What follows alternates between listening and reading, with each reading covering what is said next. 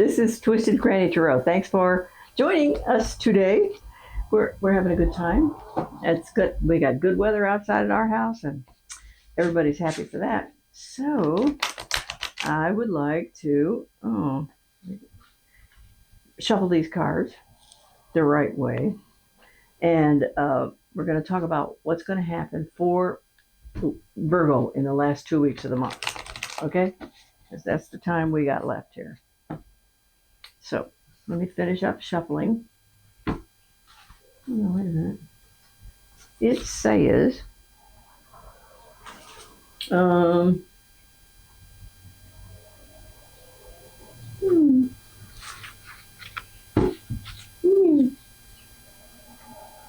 Hilaria Festival of Joy was celebrated in ancient Rome to mark the triumph of day over night after the vernal equinox. It also marks the resurrection of Attis. Well, I'm sorry, I don't have good Roman mythology memories. So, because I don't think we really did too much Roman mythology in school. And I didn't, I preferred Nordic mythology actually. So, that's that. All right, I'm trying to mix up the cards so that we all get what? We're on the same page at the same time. All righty? Okay, so now I'm going to cut the cards and we're going to lay them out in what's called a horoscope pattern. And a horoscope pattern means that the cards are arranged in a circle. 12 cards around this circle, one for each sign of the zodiac. Okay? And in the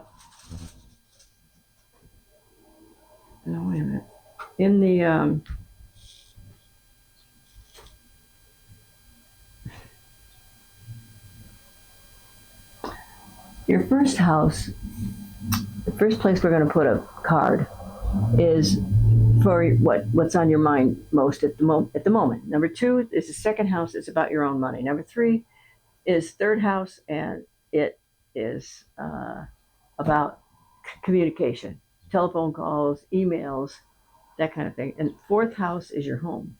So that's how it's going to go all the way around. So let us see what we can do here. This is somebody who spends a lot of time on learning how to perfect her work. Okay? This is somebody who it's your second house, and it seems like your money goes away faster than your expenses. So this, in this particular instance, it shows this person has the upper ground, and he is holding his own against his so-called enemies here because they want to get him down off of that level and come down to their level. And Virgos don't want to do that. Why would they do that? Okay. Third house, is your home, communication, brothers, sisters, telephone calls, emails, that kind of thing. And we got somebody with money here. And we're going to, because that's a face card, we're going to put a modifier on. Okay. So now, so I think that there is somebody around that you're not talking to. See, she's got her swords up. She's got her eyes blindfolded.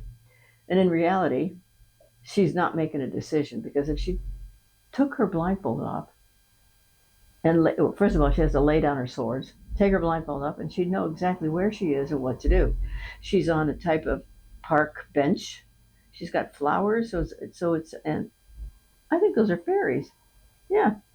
And they're her friendly sprites that she takes into consideration when she makes a decision.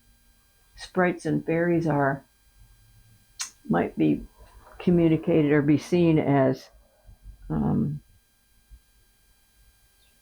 companions of this person, if she's a magical person.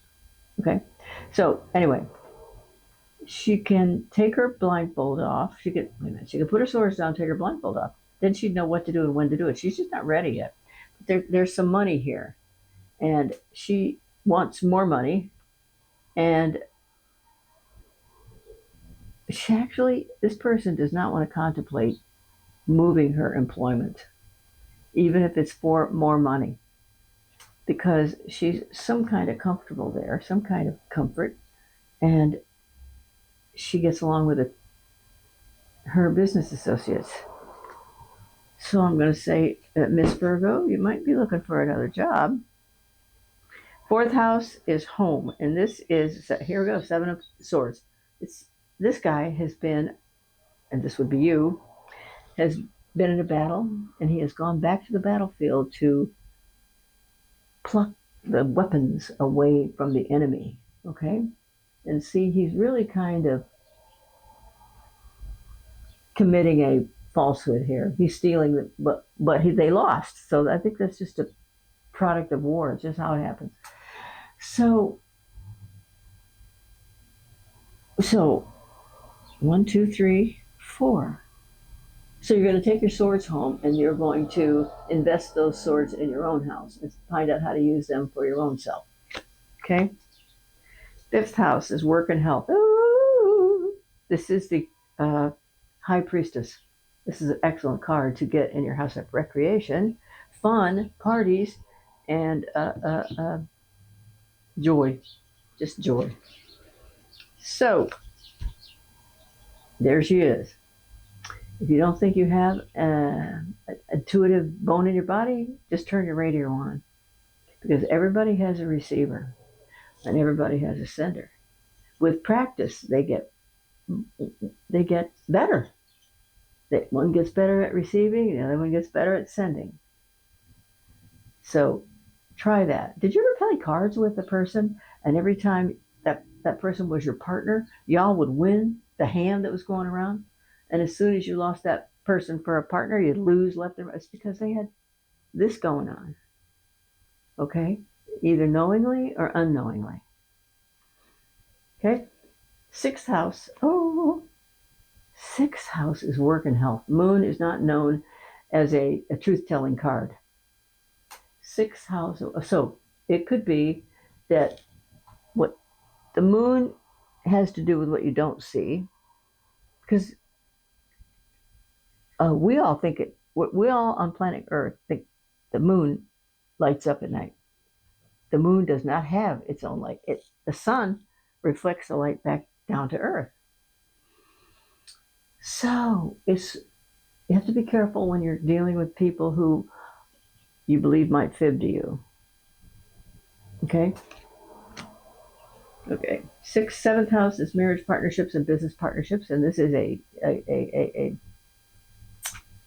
generational card. Generational. That means there's mom and dad and grandpa and the dog, and there's the big house in the background, and they're all happy to be together. So actually, you all really want to get married, and you want to really get married for the benefit of your family, so that people can put their resources together and get, two for the price of one or something. Okay, is that ninth house?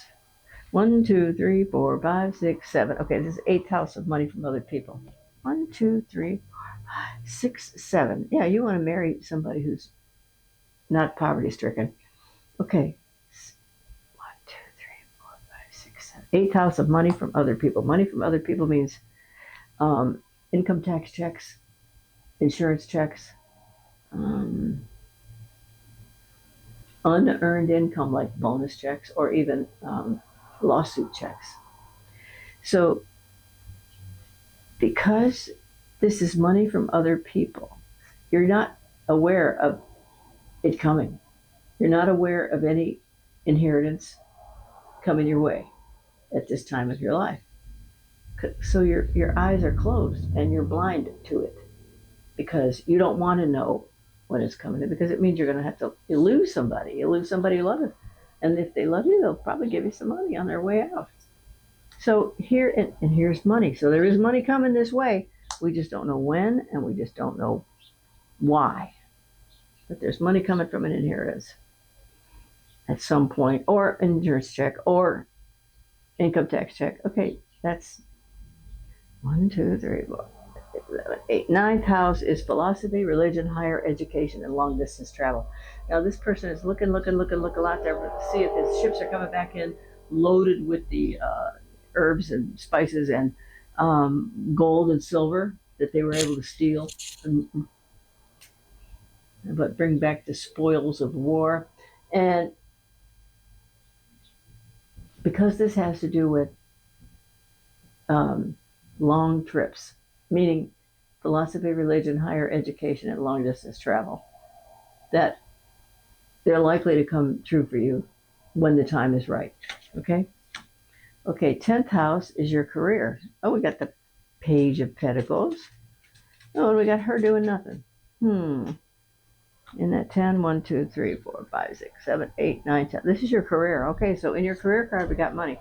But okay, it looks like to me that work is boring and it's slow and you don't much like it. That's what's happening in your career today. You have money, you are paid, but this person is not necessarily overly occupied. Okay?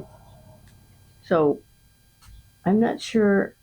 I think at some point you may want to consider changing jobs, but it won't be anytime soon because this card, if on the original deck, this woman here is asleep on a bench in the woods. But in this card, she's standing upright and she's picking up sticks or doing the general yard work. Nothing too, intellectually strenuous. And maybe you're bored. Okay? You're bored at work. 11th house is, wait a minute. Long-term plans. Look, it's coming, but it's a long way off. All right?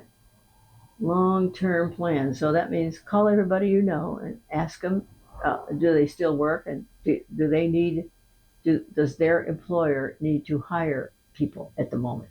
And you're going to find out if that's a yes or no. Okay? 12th house is, look at here. Actually, when you go to sleep at night, you're not really terribly bothered by fears of doing things wrong or getting reprimanded, or you're not ever, you try not to ever put yourself in that position. Of course you don't. But this Temperance is kind and patient, and you pay attention to that because it's part of your job is to be kind and patient with people who are sick, poor, afflicted by some dread situation. Okay?